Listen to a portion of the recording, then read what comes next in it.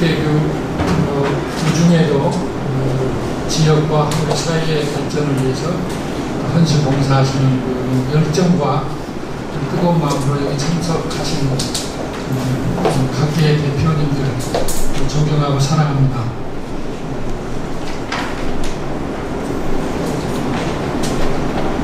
코로나는 우리에게 전혀 새로운 도전과 위험과 새로운 그 경험을 지금 제공하고 우리가 그것을 체험하고 있다고 보고 있습니다. 오늘 나눈 얘기는 굉장히 좀 브로드하고 또 뭐 이론적인 것도 있지만 또 현실적인 것도 있고 그래서 짧은 시간에 내용을 잘 충분히 전달하는 데 좀 어려움은 있습니다. 그러나 같이 우리가 브레인스토밍하고 생각을 나누는 그런 단초로서 또 그 아까 말씀해 주신 대로 이제 지역 현안은 뭔가 이런 것들은 추후 논의를 해서 우리 경험들을 더 보태나가면 어떨까 그런 생각을 갖습니다.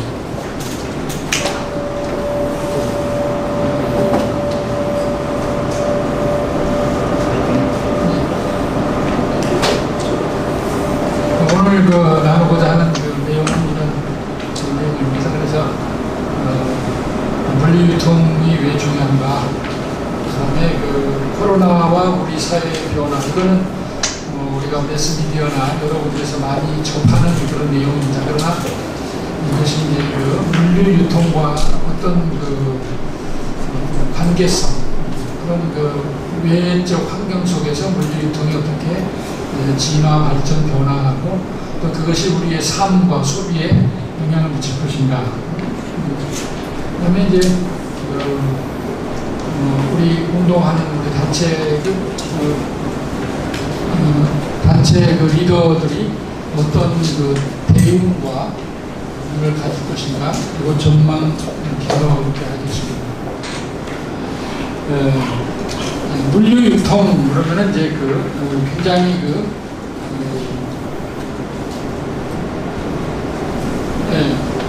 왜 중요한가? 우리 김광석 박사님 여기 계십니다만 물류학 박사님이십니다. 물류유통은 이제 여러 가지 이유가 있지만은 인간의 궁극적, 얼티메이트하고 본질적인 그런 욕구를 해결해 준다. 대표적인 게 의식주죠. 그래서 우리가 잘 아는 대로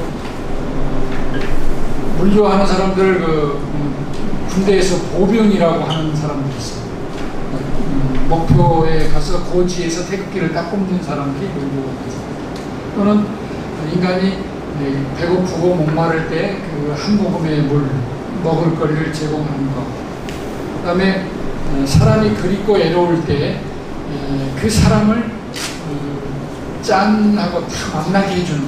그래서 물류는 우리가 생각하는 그런 물적 재화뿐만 아니라 사람의 인적, 물적 모든 소통과 운반과 운송, 물류를 다 포괄한다고 하겠습니다. 그 다음에 이제 물류를 통해서 우리가 유통을 통해서 연결하고 우리의 욕구를 충족시키는 거고요.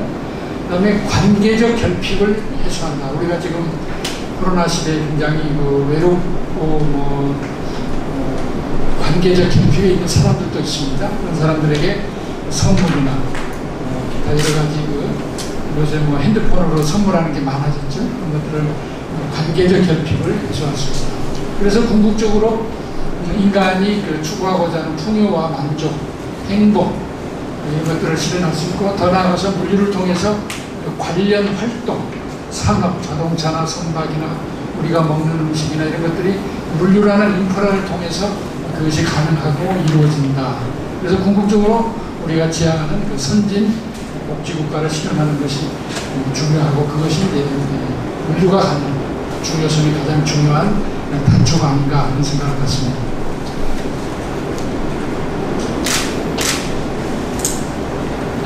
물류는 뭔가 이런 개념은 공부 시간에 합니다. 그런데 이제 우리가 이해를 돕기 위해서 물류와 유통의 개념은 상호 보완적이기도 하고 서로 통용되기도 합니다. 그러나 이론적으로는 이제 유통이 더 큰 개념이고요. 그래서 이것이 지향하는 가치는 장소적, 시간적 갭, 갈등과 갭을, 차이를 조정하고 균형을 이루는 것이 가장 중요한 목표라고 하겠습니다. 동시에 경제적 수급의 기능, 어느 한 군데는 많아서 버려야 되고 어느 한 군데서는 뭐 옥수수나 감자가 부족하다 그러면 이것을 밸런싱, 균형을 이루는 그런 경제적 기능을 동시에 수행하게 된다고 하겠습니다. 그래서 이제 우리가 물류와 유통을 구분하는 말을 보통 이렇게 얘기합니다. 그래서 어떤 거래를 할 때 우리가 뭐 컴퓨터를 산다, 자동차를 산다, 어떤 뭐 신발을 산다 그럴 때 정보를 서치하고 여러 가지 이제 비교를 합니다. 대안을. 그래가지고 내가 뭐 어떤 핸드폰을 살 거야, 어떤 자동차를 살 거야, 컴퓨터를 살 거야라고 마지막 결정을 할 때까지를 우리가 상적 유통을 해요. 그 다음에 결정을 해서 돈을 딱 지불하는 순간 그 다음에 이제 물건이 와야죠. 그거를 이제 우리가 물류. 그래서 물류에는 이제 보관, 하역, 배송 이런 물류의 한 7대 기능이라고 하는데 이런 것들을 우리가 물류, 그래서 상류와 물류 이렇게 구분하기도 합니다. 저는 이런 그림을 통해서 우리가 접하고 있는 그런 세계, 우리가 생각할 수 있는 가장 큰 공간적 범주는 우주입니다. 우주보다 더 큰 게 있을지 모르겠습니다만 우리가 지금 우주는 계속 팽창하고 있고 우주에 관련된 많은 이론이 있습니다. 그리고 이 우주를 탐색하는 학문으로서 우리가 자연과학이 있습니다. 물리학, 천문학, 많은 화학이랄지 자연을 탐구하는 자연과학이고요.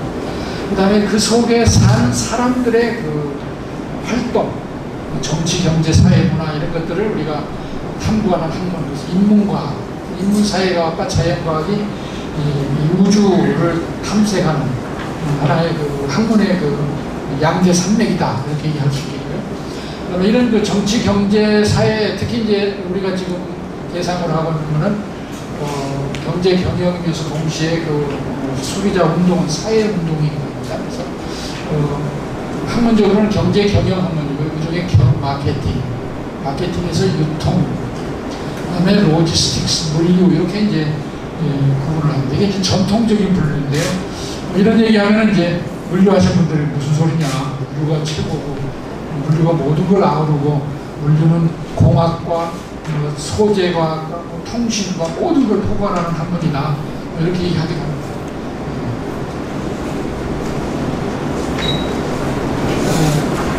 오늘 이제 물류를 좀 더 디테일하게 구분하는 가장 베이직한 그림인데요.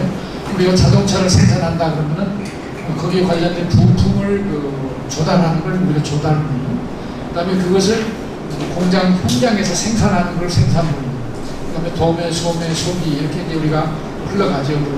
재화가 서비스도 마찬가지 이렇게 흘러갑니다.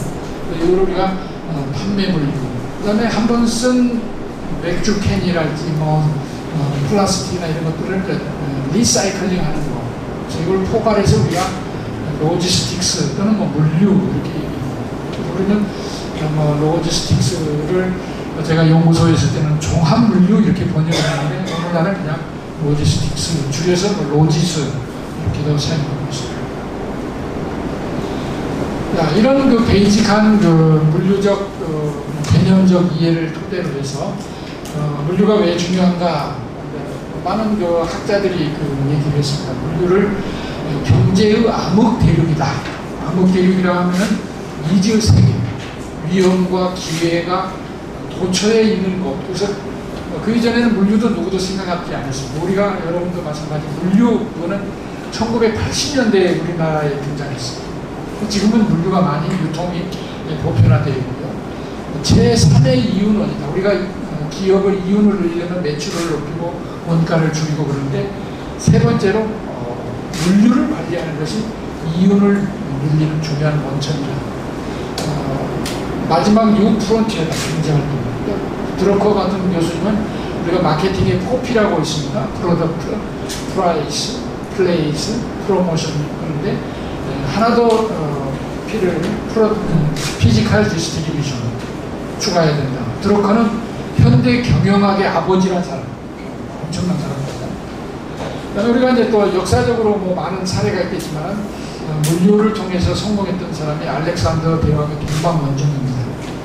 알렉산더는 정말 물류를 우리가 생각하는 그런 물류, 멀리서 원천에서 끌고 가가지고 자기가 필요한 데에 조달하는 그런 물류가 아니라 현지에서 조달하는 물류를 생각했어요. 알렉산더는 현지인들을 굉장히 조화를 이루고 인정하고 자율성을 부여했습니다. 그러니까 거기서 자생적인 물류를 조달할 수 있었고, 마케도니아에서 인도까지 그 긴 거리를 물류의 큰 문제 없이 해결할 수 있었습니다. 우리가 잘 아는 노르만디 상륙작전, 여기는 바닷가에서 바지선 같은 거 있습니다. 거기에 거대한 물건, 탱크 이런 것들을 순식간에 딜리버리 해가지고 적의 배후의 핵심을 노르만디를 공략해서 전쟁할 수 있었고요.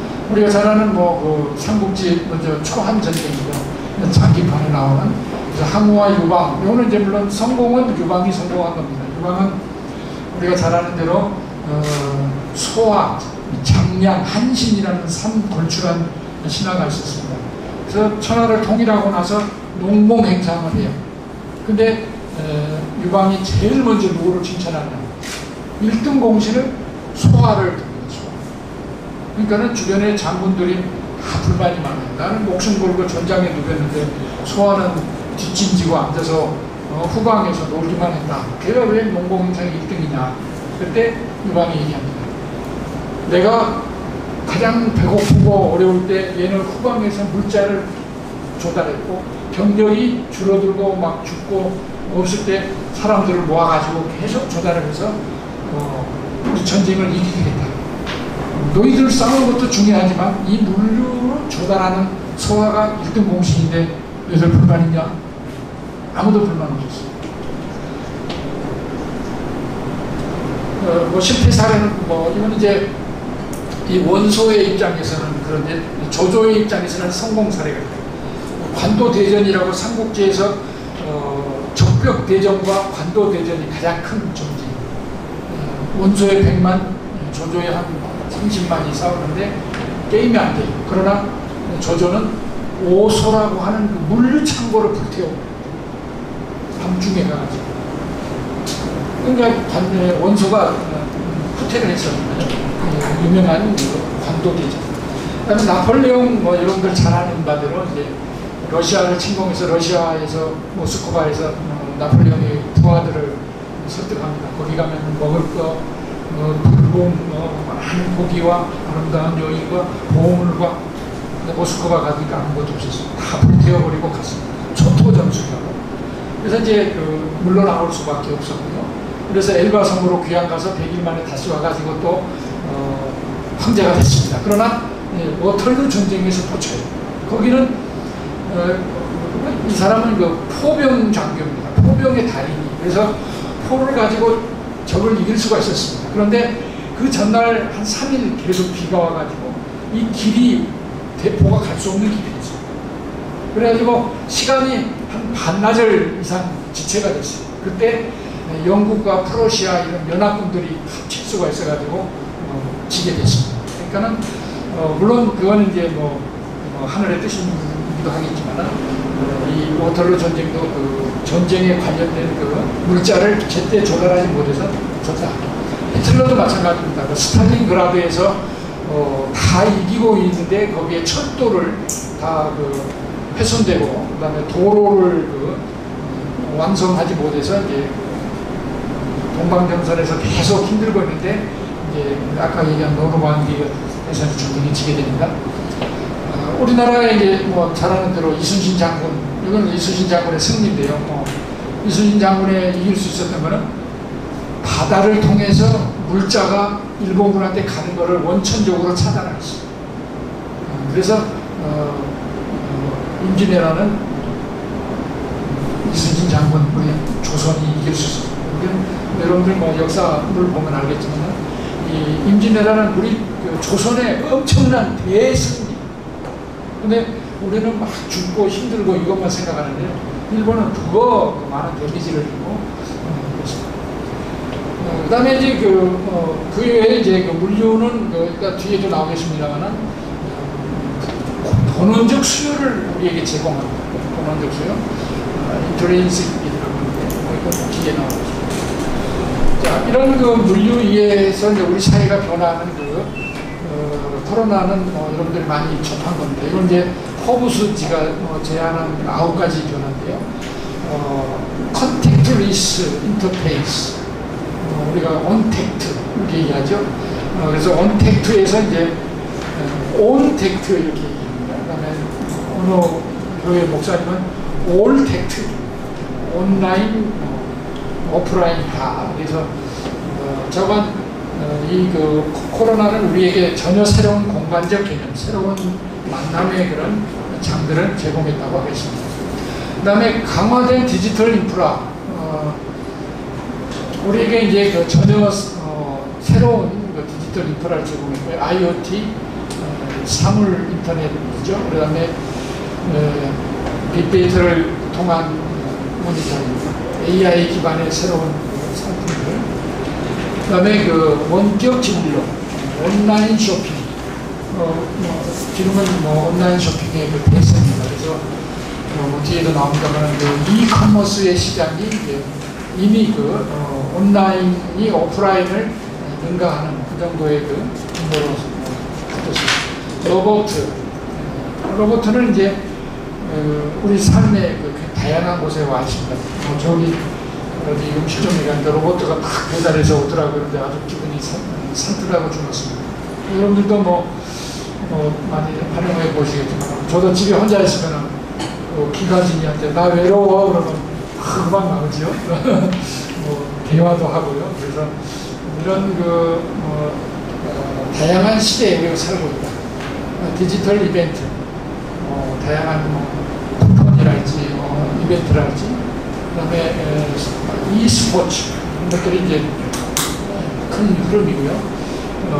그다음에 이제 또 다른 우리 김난도 교수가 제안한 건데요. 이제 커밍 오브 브이노믹스는 이제 바이러스 이코노믹스 그런 의미입니다.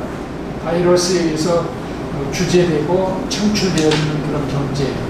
그다음에 omni-layered home, 한 집안에서 우리는 과거에는 밥만 먹고 자고 아침에 나가서 밤중에 들어오고 그랬습니다. 지금은 집에서 다 해야 돼요.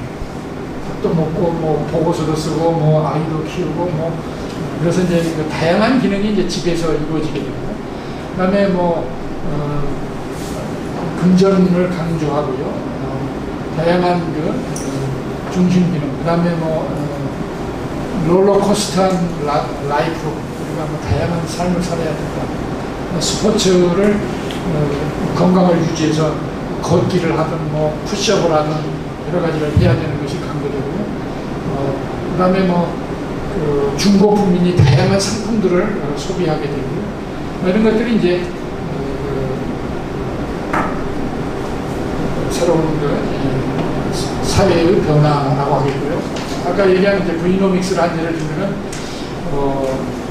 경제 회복을 우리가 K자축 이렇게 어떤 상승해서 올라가는 나라가 있는가 하면 하강하는 나라가 있다. 그 중에 우리나라는 세계에서 가장 잘 성장하고 세계적인 그런 모범을 보이는 국가가 되고 있습니다. 우리 학생들 특히 처음 작년에는 학생들이 불만이 많았습니다. 수업을 이게 하는 건지 마는 건지. 그러다 지금은 학생들이 이제 적응을 했고요. 가르치는 사람도 적응됐고요. 학생들은 오히려 여러 번 들을 수 있고 자기 시간을 활용할 수 있고 출퇴근에 걸리는 두세 시간을 세이브할 수 있고 그런 이제 장점이 있고요.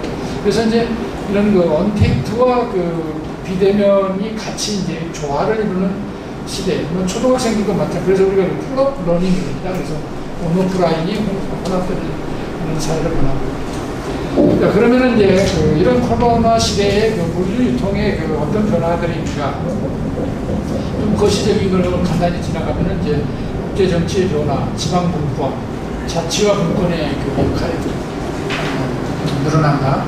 일과 사회가 변해서 불평등, 혐오, 연대와 공감을 필요로 하고 그게 민감해진다. 아까 우리 실장님 말씀하셨는데 기후변화, 생태적 전환에 대한 그 가치가 강조된다. 도시가 변화하고 지속가능하고 포용적 도시로 나아간다. 개인의 안전과 건강, 국제적 연계성이 강하다. 우리가 한 나라만 잘 한다고 해서 되지 않고 모든 나라가 서로 백신 등 방역이 서로 연계되어 있는 걸 확인하게 됩니다. 코로나 이후에 그 많은 변화가 있는데 크리토 맥킨지가 제안한 그 10가지 변화를 도자기 살펴보면 미디어, 특히 온라인 이런 것들이 시간이 많다. 우리가 잘 아는 넷플릭스나 여러 가지 그 비디오, 음악 장르고 소비자들은 가격에 더 민감해지게 됩니다. 그래서 할인 행사 이런 걸 더 신경을 쓰고요. 비필수제 사용을 좀 줄이는 경향이 있다. 고급 제품이고, 그다음에 더 가격이 낮은 브랜드, 특히 현지 자체 브랜드들을 선호하는 그런 경향이 있다. 여기는 이제 각 국가별로 경제 회복에 대한 낙관적, 불확실, 비관적, 그래서 우리나라는 상당히 낙관적인 거, 비관적은 적은 거, 그런 형태의 조사, 맥킨지 조사를 제공할 수 있겠습니다. 그 다음에 이제 그 현상 유지에 더 많이 초점을 둔다. 물론 이거는 산업별로 다릅니다. 그래서 아주 성장하는 산업이 있는가 하면은 아주 쇠퇴하는 산업이 있는데, 그러나 기본은 상당히 그 현상 유지에 신경을 쓰고 있다. 소비자들은 그 자신의 니드를 해결해주는 브랜드에 관심을 가지고 있다. 그 다음에 이제 보도를 통해서도 알겠습니다만, 현대 자동차 같은 경우도 반도체나 이런 걸 굉장히 소극적으로 예측을 했어요. 코로나가 오면은 경제도 침체되고 소비도 줄고 그럴 거야. 자동차 생산 적게 해도 되고 그럴 거야. 이렇게 예측했는데 반대로 갔습니다. 자동차 수요가 더 많아지고요. 자가용 소비도 많아지고, 그래서 오히려 반도체가 부족하는, 그래서 자동차 업계가 새로운 그 기회가 되고요. 자가용을 더 자주 사용하게 되고, 그래서 사람들이 이제 여행으로 대중교통보다는 자가용을 선호하게 되고요. 사람들은 이제 많은 군중이 모이는 곳을 가고 싶지만 이제 제도적으로 못 가게 지금 하고 있는 것도 있습니다. 그 다음에 이제 비대면, 아까 얘기한 대로 이제 현지 제품 구매를 선호합니다. 그 다음에 라이프 스타일에 대한 소비자의 태도가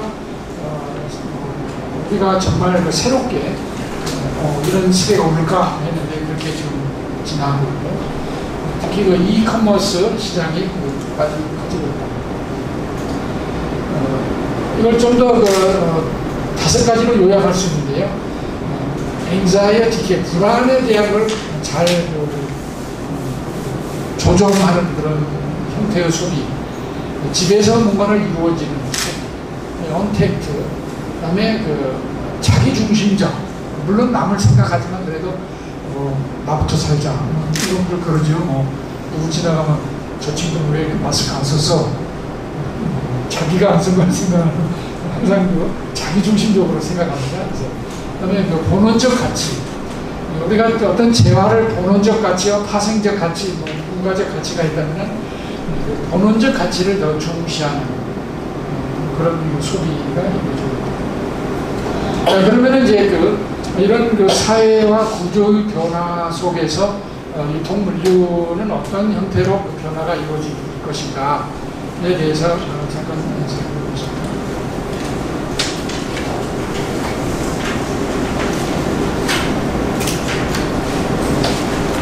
우선 우리가 변화를 이렇게 3가지 측면에서 한번 보려고 그럽니다. 우리가 대부분의 물류 그러면 이제 물적 재화만을 생각합니다. 피지컬 구스만, 그래서 자동차나 음식물이나 이런 것만 생각하는데, 소비재들도 물류 유통이 필요합니다. 여행이나 의료 서비스, 법률 서비스 이런 거. 그다음에 이제 이거는 뭐 또 다른 우리 사회 중요한 이제 언론이나 방송이나 뭐 이런 것들도 소통이라고 할 수 있는 것들도 이제 생산자와 소비자 그 사이에 그거를 유통하고 딜리버리하는 그런 기능이 상당히 강조되고 있다. 그래서 유통물류 부문을 이 세 가지 측면에서 한번 살펴보면 어떨까 생각합니다. 그래서 물적 재화는 앞에서 얘기한 대로 이제 양극화가 심하고 있습니다. 그래서 가난한 사람이 있지만은 호텔 유명한 명품들 계속 잘 팔리고 있습니다. 그래서 이제 이런 양극화들은 우리가 구조적으로 더 심화될 것이다. 그걸 우리가 이제 막기는 어렵지만은 그런 인식을 하고 개선의 그런 방향성을 우리가 노력할 필요가 있습니다. 온라인이 크게 증가합니다. 이건 이제 조사를 보면 이제 세계적으로 온라인 구매가 어떻게 될 건가에 대해서 TV 시청, 재택근무, 독서 이런 것들이 다 이제 늘어날 것이다 이렇게 예측을 하고 있고요. 별로 늘어나지 않을 것이다. 줄어들 것이다. 이런데 거의가 늘어날 것으로 세계적으로 보고 우리나라도 비슷한 그런 추세로 온라인, 소위 이커머스가 빠르게 증가할 것이다. 이거는 코로나 이후에도 그럴 것이다. 이렇게 예측을 한 것이다. 이커머스 시장은 이제 22년에 189조 세계적으로도 이런 이커머스 시장은 이거는 이커머스나 온라인 같은 맥락으로 이해될 것 같습니다. 시장이 커지고 있고 중요한 요인이 되고 시장에 차지하는 것들입니다. 30몇 %. 그 다음에 이제 유통물류에서 중요한 거는 이제 요거는 다품종 소량 생산과 다양한 물류 유통의 수요. 옛날에는 우리가 배달 그러면은 좀 표현이 라면 하나 배달 그러면은 요거도 먹었습니다. 지금은 뭐든지 배달이 됩니다. 아무리 작은 것. 저희도 보면은 주먹만한 무슨 물건도 배달이 옵니다. 그러니까는 그만큼 관련 수요가 다양화하고 소비자들의 유통 물류의 니드가 아주 버라이어티한 다양하다. 그다음에 물류의 큰 흐름인 도어 투 도어라고 하는 건데요. 생산자의 문에서 소비자의 문까지. 근데 오늘날은 이게 이제 선에서 책상까지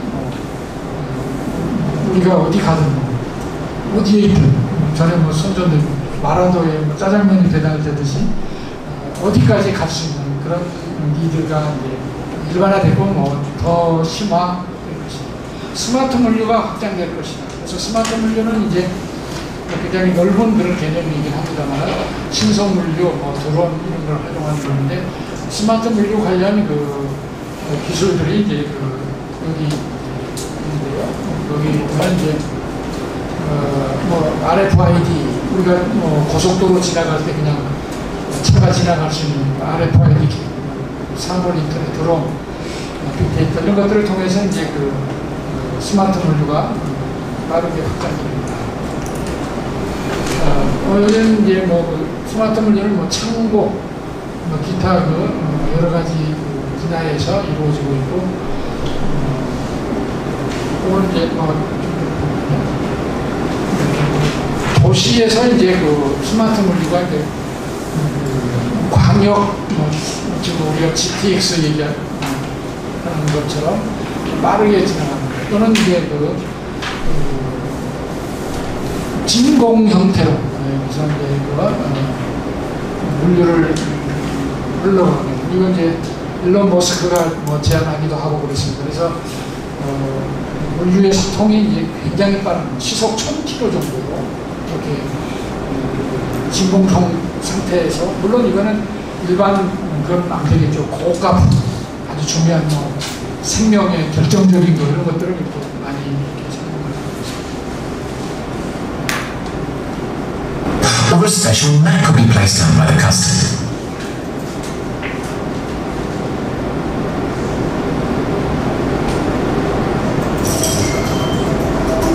It's well over a decade since Amazon launched its Prime delivery service. In fact, it was 2007 근데 아마존이 when the 이제 company first introduced us to 물류 unlimited next day shipping on what was at the time almost a million products. 기본적인 But in 문제가 13 굉장히 years, 많이 we've seen major 발전됐어요. change.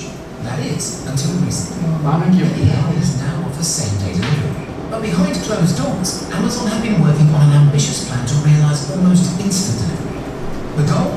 Just 30 minutes, from the click of the Order Now button to the tangible products in our hands. Every delivery company can agree that the final mile or so of a product's journey is the most expensive. As it leaves a shipping container and steps away from the lorry's vessel, it enters the smallest vehicle yet, vans and sometimes cars.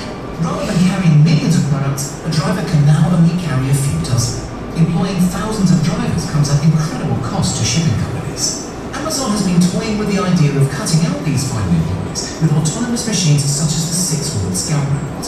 Its latest venture, however, has taken to the air. Testing has been taking place for Amazon's fleet of drones since 2013. But it wasn't until 2020 that the company received approval from the Federal Aviation Administration to operate a fleet of delivery drones. The online shopping giant joined the list of companies experimenting with the idea, including Wing Aviation, owned by Google's parent company Alphabet, and UPS Flight Forward. The concept is simple, but how exactly does it work? When an order is received at a local fulfillment center, it makes its way through the usual packaging process before finding itself in a special box designed to be carried by one of the company's drones. After being picked up by one of these, the drone is carried to an outdoors takeoff spot on a mini rail network. It's not until it's outdoors that the fully electric motors spin into action ready for takeoff. Ascending vertically, the drone will reach an altitude of less than 400 feet before beginning its journey to the customer's house. Just like a self-driving car, the drone houses a number of special sensors to help it understand its surroundings, including GPS, visual, thermal and sonar detectors. This allows it to paint 3D pictures of the world around it, including obstacles on the ground like people, telephone wires and buildings, as well as airborne intrusions such as hot air balloons and other drones. This forms the basis of what Amazon calls sense and avoid technology. When the drone has arrived at the customer's house, it begins to scan for a safe landing spot. We're unsure how this process works, but from videos it could work as one of two ways. This could involve the drone assessing a predetermined landing area, either set up by the customer or a mapping system, or a special map could be placed down by the customer, which provides the drone with a reference point. The tech on this map could be as simple as a color-coded symbol for the drone to read, or it could involve a QR code which confirms the correct location. For a more private experience, the map may even use a combination of Bluetooth and ultra-wideband for pinpoint accuracy, although this would have to involve charging the map between uses. It's safe to say we don't know at this point, and Amazon could be trying a combination of all these ideas out right now. Currently, the weight limit for parcels is set at just £5, which is 2.3 kilograms, which doesn't sound like a lot, but Amazon claims more than 3/4 of its parcels weigh less than this. Just like cars, various models are designed for different environments. Some suited to the agile nature of city centres, and some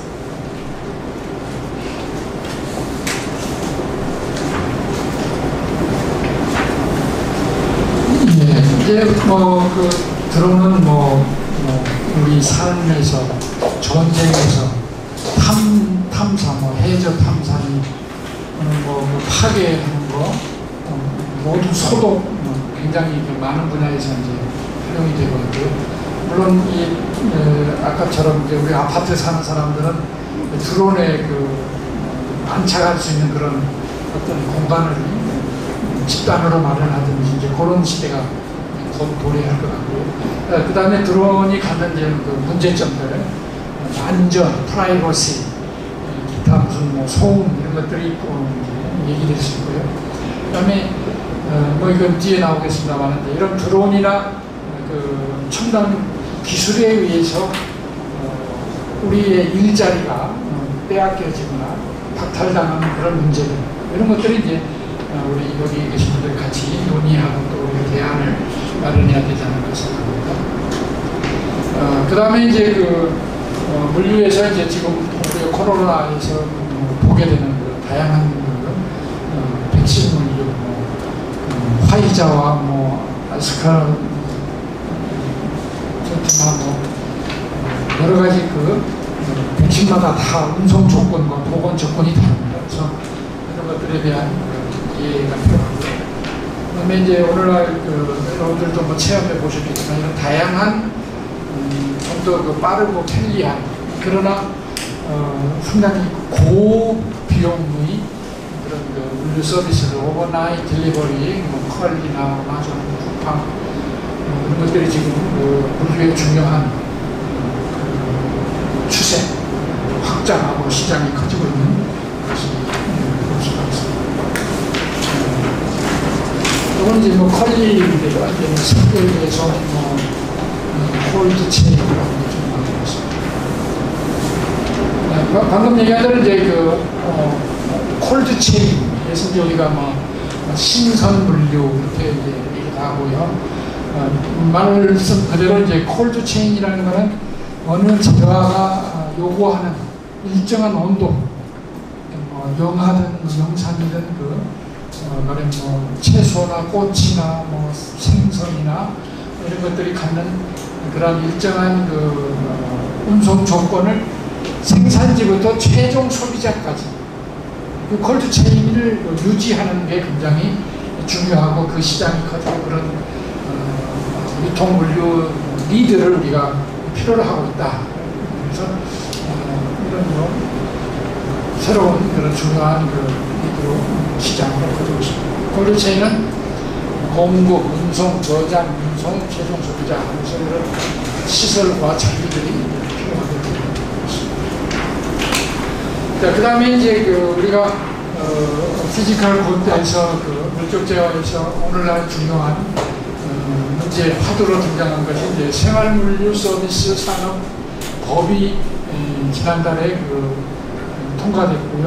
엊그제 이제 시행령 법의 하위령이 통과가 됐습니다. 그래서 이 생활물류 서비스는 다양한 물류 서비스들 우리가 이제 거창한 트럭이나 비행기나 선박으로 운송되는 그런 물류뿐만 아니라 동시에 우리 삶 속에서 있는 소소한 것들, 그래서 소형 경량의 화물들을 집화, 포장, 분류하는 것들에 대한 규제, 또 그걸 우리가 필요로 하고 있는데 거기에 대한 입법이 이루어졌고요. 다양한 사업, 택시 서비스, 소화물 배송 사업들이 이루어지고 있습니다. 그래서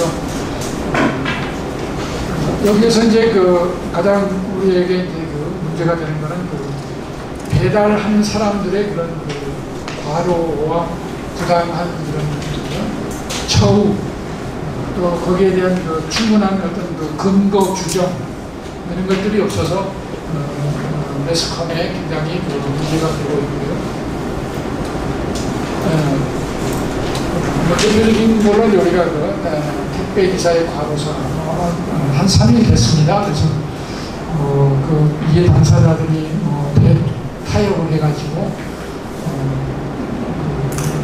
분류 작업에 대한 비용을 기업이 또는 지자체가 일부 이렇게 분담하는 것으로 타협이 됐습니다. 이런 것들은 이제 우리에게 물류 소비자들인 우리가 또 그것을 관심 있게 연구하고 고발하고 하는 우리 여기 모이신 전문가님들이 이걸 어떻게 볼 것인가에 대한 중요한 과제이자 또 문제이기도 하고 대안을 우리가 같이 모색해야 되는 그런 상황이 있다고 하겠습니다.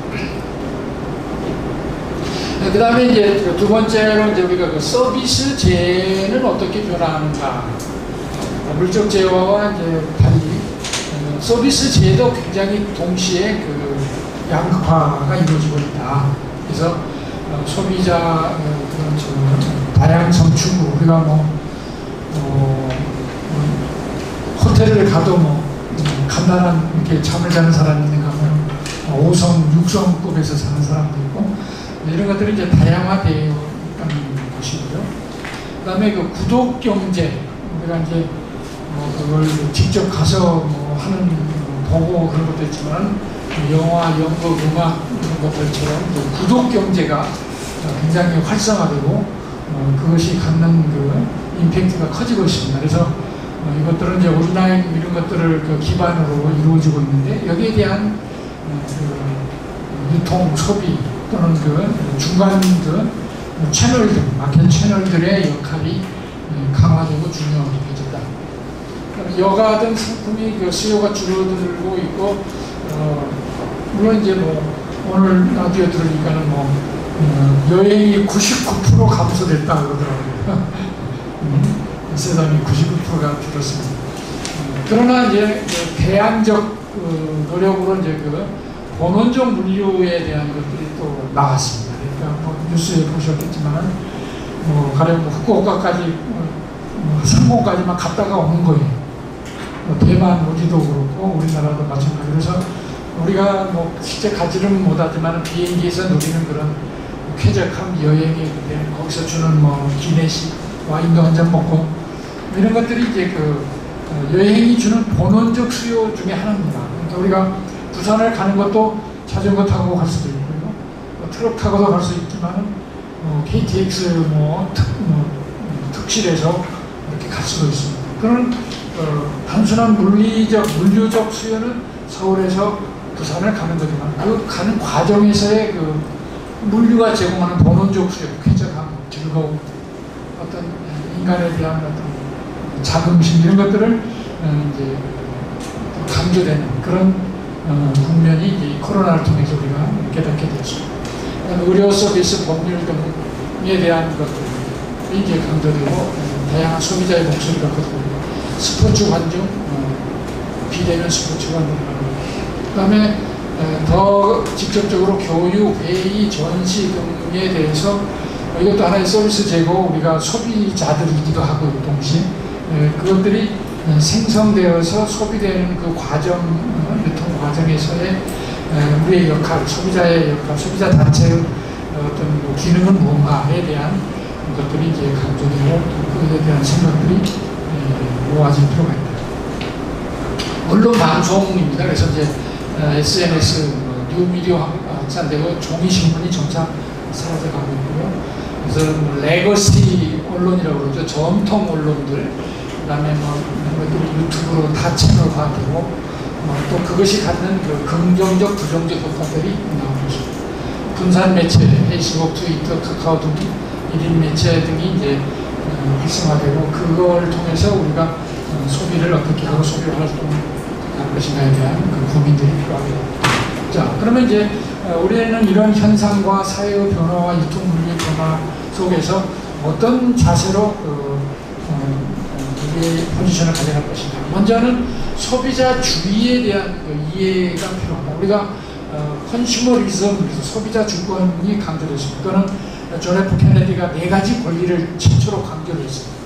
알 권리, 뭐, 안전한 거기에 맞춰서 우리나라는 소비자고 7가지 권한을 추가를 했습니다. 그래서 소비자주의, 소비자가 왕이다 이런 생각들이 이제 많았고 물론 지금도 그러합니다. 그러나 소비자들이 이제 그 권한과 왕으로서의 그 보이스와 입장을 강조함과 동시에 소비자들에게 요구되어지는 또 다른 것들은 없는가. 우리가 그 예로 이제 우리가 뭐 여기 보면 이스터섬 우리가 잘 알죠. 거기 뭐 학설이 다양하지만은 서로 그 큰 얼굴을 거기 세우기 위해서 나무와 숲을 다 베어서 결국은 그 섬이 도태돼서 다 망하게 됐다. 그래서 이제 그런 그 구성원들이 가지고 있는 그 소비 가치.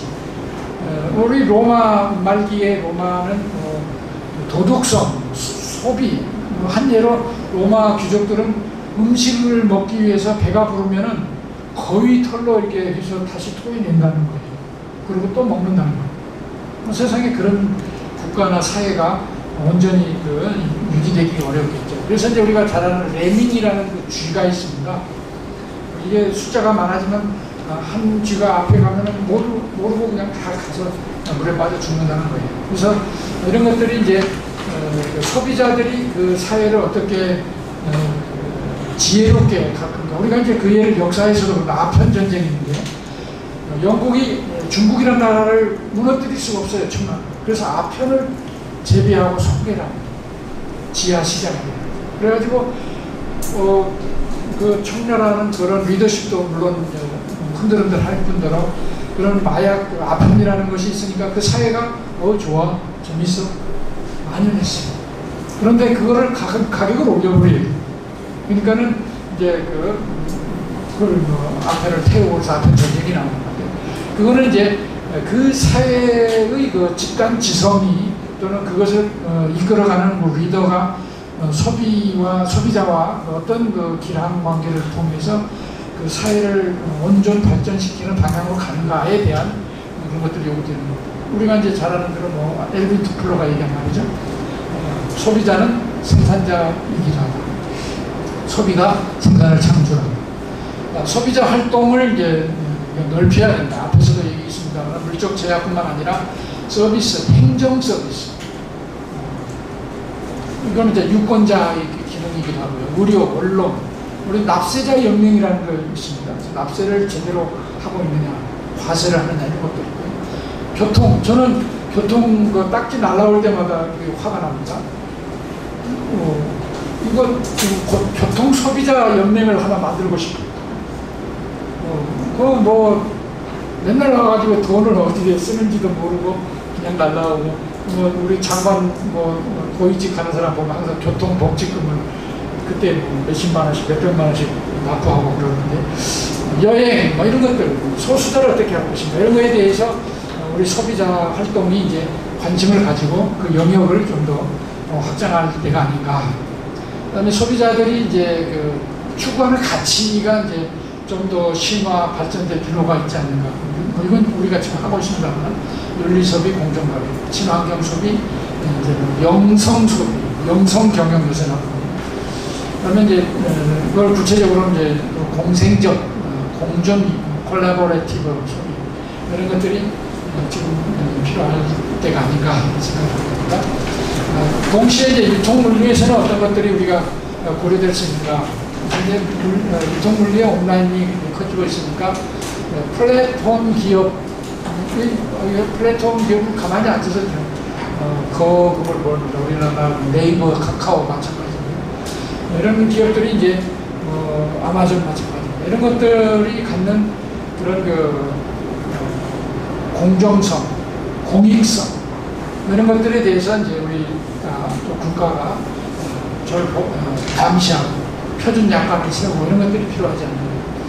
그 다음에 소비자 이용과 보호, 정보의 공개, 쌍방향적 소통. 그래서 지금 뭐 반품이나 이런 거는 뭐 잘 되고 있습니다. 배달의 정확성, 안정성, 우리가 택배 배달 사원들의 안정성이 정보의 격차. 우리 사회는 그 정보를 누가 더 많이 정확하게 빠르게 가지고 있느냐가 결국 경쟁력과 부를 결정합니다. 그 다음에 이제 그 조직들 간의 그 기술 개발 격차가 심화되는데 여기에 대한 그 대응, 감시, 정부의 이런 정책에 대해서 우리가 주장할 필요가 있습니다. 그 다음에 이제 이거는 뭐 아까 얘기한 그 다양성과 차별성.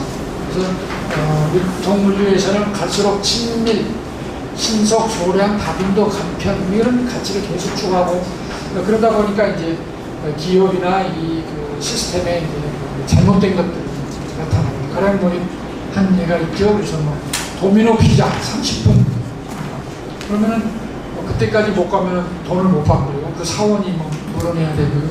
그래서 이런 것들이 이제 우리가 소비자의 관점에서 또 사회 전체의 건전한 발전을 위해서 어떤 태도가 필요한가.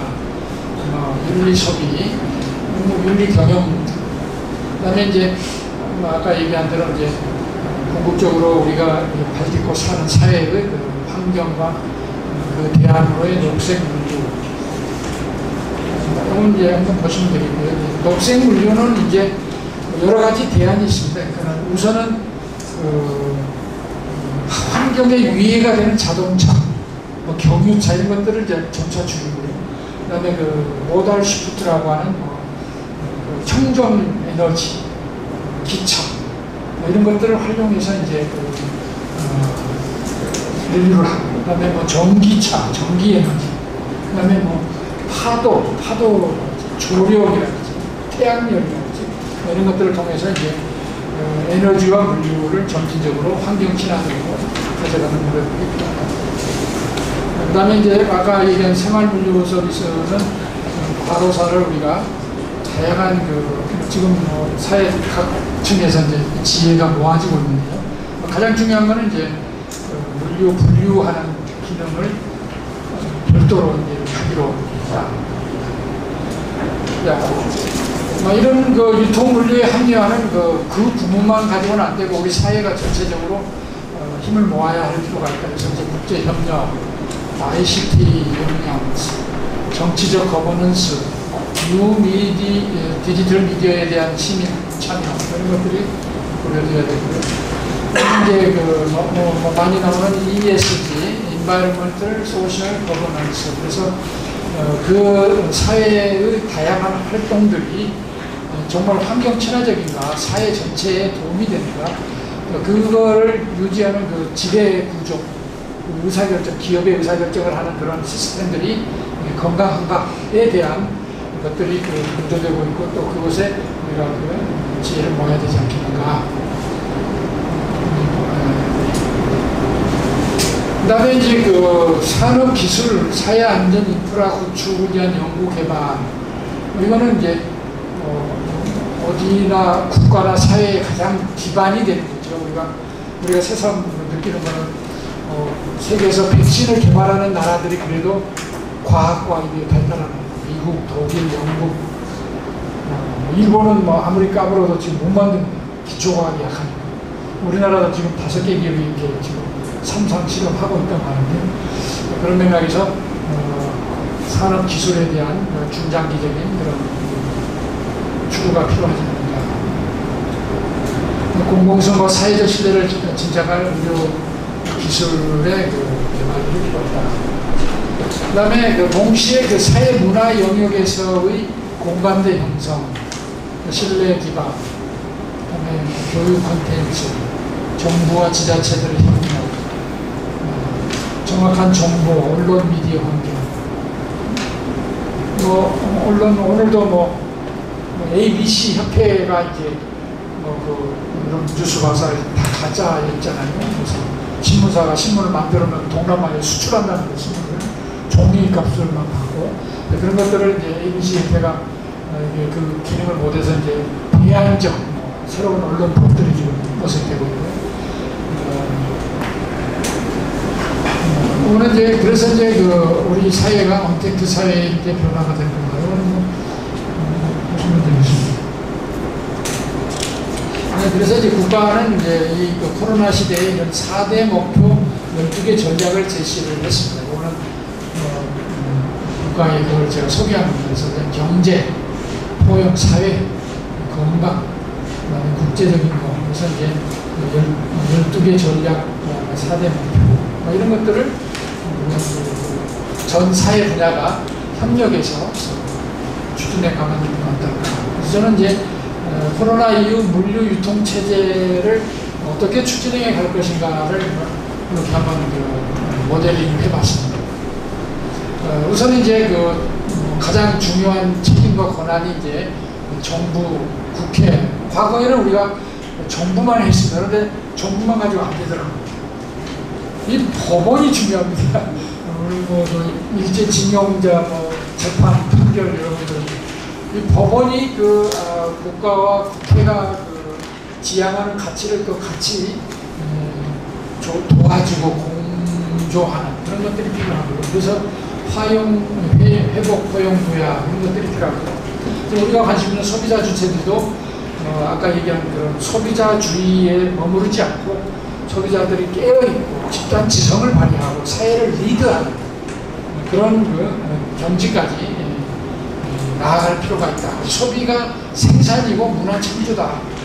소비는 단순히 과거처럼 반품해라 우리의 권리를 주장하는 그런 소극적 그런 패시브한 자세에서 보다 진일보할 필요가 있지 않나. 그래서 건전한 소비, 윤리 소비, 녹색 소비 이런 것들이 생산자는 양질의 서비스를 생산 판매하고 가장 중요한 게 공정한 거래. 그다음에 유통 물류 주체들은 공정거래, 공생적, 사회적 유통, 공생적 같이 살아야겠다. 어느 한 사회가 도미넌트하게 독점적으로 그런 사회는 건강한 사회가 아니다. 그다음에 사회 문화 전체적으로 국민이 주인이 되고 더불어 경제, 균형 발전, 공정사회, 문화융성, 변화, 번영 그것의 인프라로서 제공하는 시민단체 우리가 할 일이 많다. 언론, 유권자, 언론 전도자의 기능을 할 필요가 있지 않는가 이렇게 이제 생각해 보십니다. 결론입니다. 우리가 잘 아는 대로 그 데카르트가 코기토 에르고 숨 나는 생각한다 고로 존재 이게 이제 르네상스를 견인해내는 근대 철학의 가장 유명한 캐치프레이즈고 명제였죠. 오늘날은 우리가 이걸 생각합니다. 코넥토 에르고 숨 워낙 초연결의 사회 어떤 형태로 우리가 연결이 되어야 살 수 있고 또 성장할 수 있고 기업이 클 수가 있는데 물론 지금 우리가 살고 있습니다. 근데 여기에 더 나가서 필레오 에르고스 필레오는 이제 사랑의 그리스의 네 가지 차원이 있는데 아가페나 이런 사랑이 아니라 필레오 형제 서로 형제가 앉아서 제가 이제 오늘 칼럼에 썼습니다. 필레오 에르고스 우리 사회가 지향에 대한 것이 아니라 한 예로 이제 아프리카의 사람들한테 여러 한 10명이 있는데 맛있는 그 과일, 체리 과일을 한 바스켓에 놓고 멀리 놓고 여기서 요 땅에 가지고 제일 먼저 가는 놈이 저거 다 먹는다. 여기 땅 했더니 아프리카 사람들이 이 사람은 그 선교사는 막 뛰어갈 줄 알았더니 다 손잡고 같이 갔어. 같이 가서 같이 똑같이 나눠 먹더라고요. 그래서 그 선교사가 충격을 받았어요. 그래서 이제 그분들이 이제 무분투 함께 가면서 우리가 여러분 잘 아는 빨리 가려면 먼저 가라 멀리 가려면 함께 가라 그런 얘기. 그래서 우리가 함께 가는 그런 세상 오늘 예수님이 이미 말씀하셨어요. 황금종이라고 남에게 대접받고자 하는 내 이웃을 내는 것 같습니다. 우리가 물론 이거는 그 성현들의 아주 먼 그런 캐치프레이즈일 수도 있지만 우리 삶 속에서 우리의 운동 속에서 이런 것들이 실현된다면 우리 사회는 좀 더 나아지지 않겠나 희망 섞인 그런 바람을 하겠습니다. 네, 감사합니다.